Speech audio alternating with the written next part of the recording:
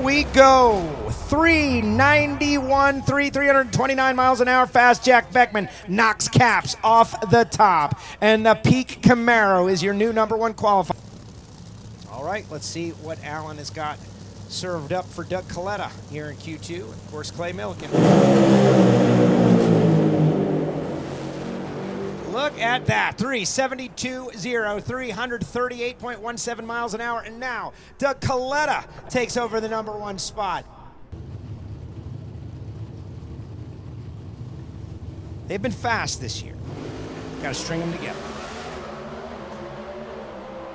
All right, both of these drivers moving up and in the right direction. Let's see what they got. 6:54.2 at 2:09.92 for Erica. And Erica goes from number 15 to number 1. You got a new #1 qualifier. Erica Ender, 6:54.2, 2:09.92.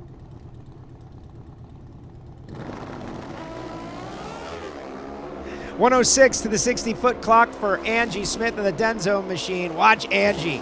Bang. 6:73.8, 200 miles an hour. Way to Race go. fans, how about it? Angie Smith.